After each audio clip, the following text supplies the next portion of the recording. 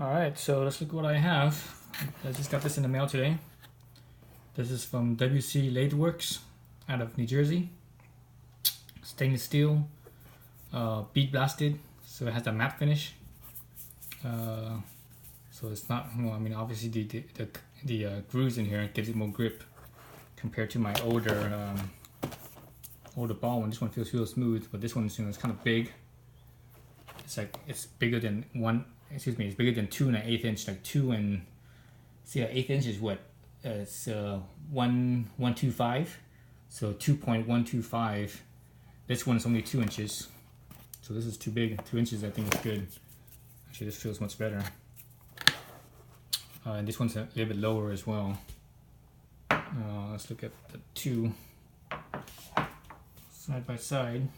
You can see the height difference. Right, the height difference. One's a little bit lower than the other. Looks like it's, oh, I don't know. Oh, let's see. Looks like it's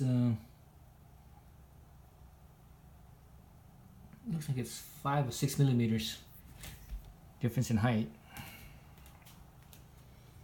And obviously, looking at from around, you'll see the diameter difference as well. Lay it sideways.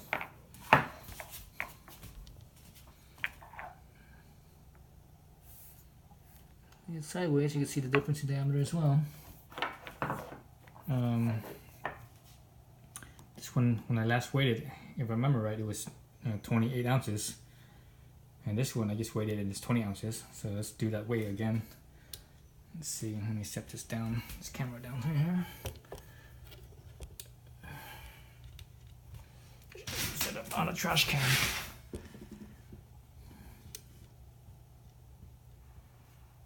Okay, so here my Park Tool bicycle scale. So this thing is good for up to 50 pounds. So,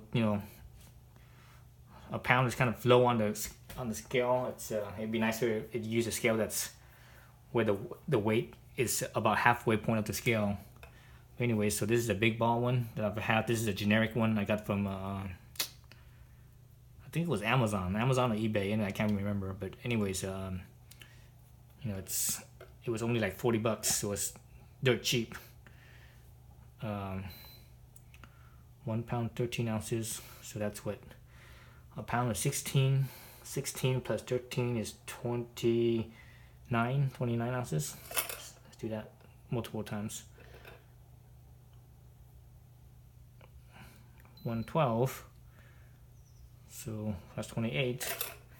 Right, so let's look at the WC Lathe Werks one. There's 1 pound 5 ounces, so that's 21 ounces. Do one more time. 1 pound 4 ounces, 20 ounces. So let's call it about 20 ounces. It's a little lighter. I think that'd be better for the car, because I think the other one's definitely too heavy. Let's take a measurement of this thing. My calipers here. Oh. Yeah.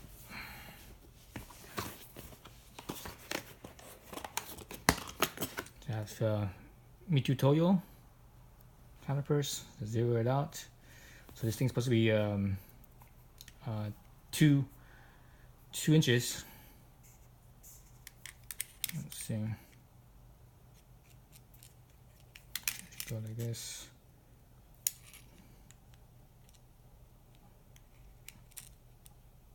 So it looks like it's just under 2 inches. 196. So a little bit under 2 inches. Yeah, 196. So a little bit under 2 inches. So that's close enough. And the height is. The height's a little bit shorter. I thought the height was gonna be 3 inches, but it looks like it's about 2 1/4. a little bit over 2 1/4, 2.28,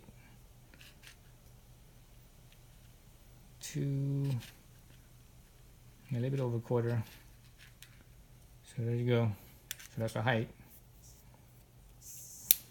So let's look at this thing, how it's made. So I thought this thing was all stainless, but actually the insert, it has an insert, which it doesn't look like it's, I'm not sure if it's threaded or if it's pressed in there. It's kind of hard to tell, but there's like no tool. There's no tool marking for you to screw on this. It looks like it's neither a brass or a bronze threaded insert right there. So I'm not sure if it's pressed in or if it's screwed on. If it is screwed on, there's nothing here that shows where you have a tool to twist that. So it might be pressed in, but I'm not 100% certain about that. Actually, looking at it, I think it's threaded. I can sort of see the edge of the thread in there. So I can sort of see this edge of the thread. Let me turn this thing off. Don't kill the batteries on here. So what kind of battery does it use? I don't think I ever remember replacing this battery. Maybe I did once. I've had this thing for like over 10 years, and still, it might still be the same original battery. It might not. I don't remember. So long. Let's take this to the car and stick it in the car and see what it looks like. Let me wipe it clean real fast. Let's see. What's that paper towel? So it was wrapped in a paper towel. And on top of that, it was wrapped in foam, in a USPS box here. So let me wipe out the inside here. It seems like the inside is still machining oil in the, yeah, see the dirtiness right there? That's the machining oil.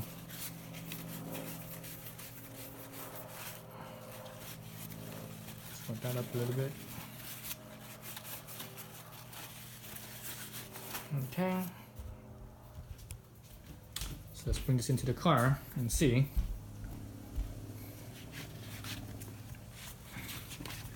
So it looks nice. Oops, I got it dirty already. I got it a little dirty already, a little oil right there. So yeah, so I like the way it looks. It feels good. It feels like it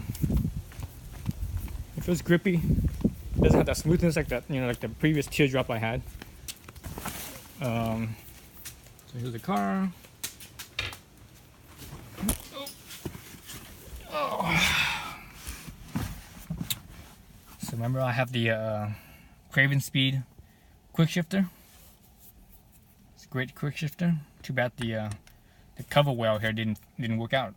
So I was kind of bummed about that, but it is what it is.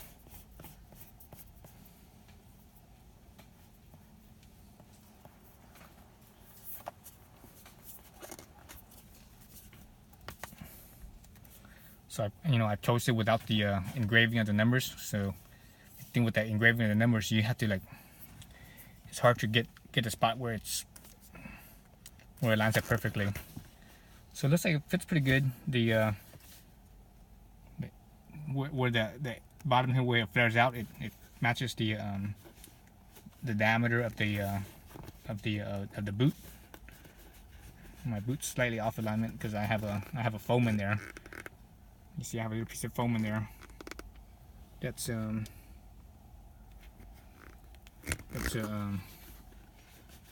probably not completely centered. So that's pretty good right there. So it is a little bit lower. Remember, it's like 5 or 6 millimeters lower. So man, this feels better than the other one. Definitely feels better than the other one. The smaller size is good. Teardrop's good. Because I like to hold my grip like so, kind of at a 45-degree angle. So sometimes I hold it like this, sometimes I hold it like this. But usually when my most normal position is my 45-degree angle. So this is a little bit lower, so it might, might touch this knob here. Even with the other one where it was a little bit taller, every once in a while I would actually touch the knob here.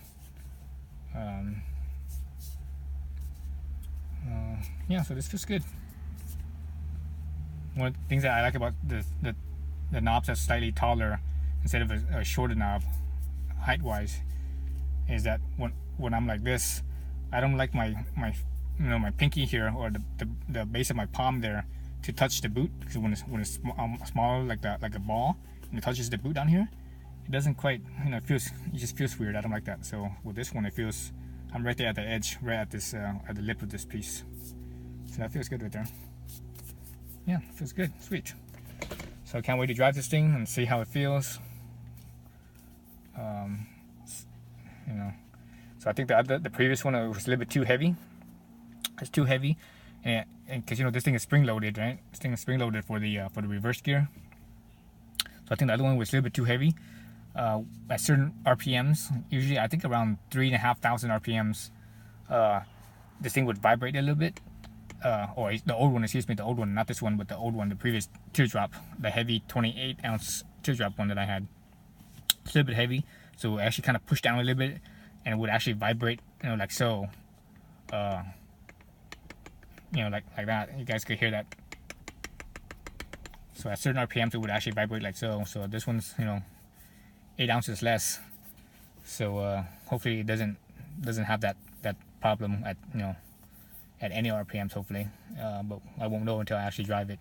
But at the same time, it's still heavy enough that it should feel pretty smooth, pretty solid. Let me see. Yeah.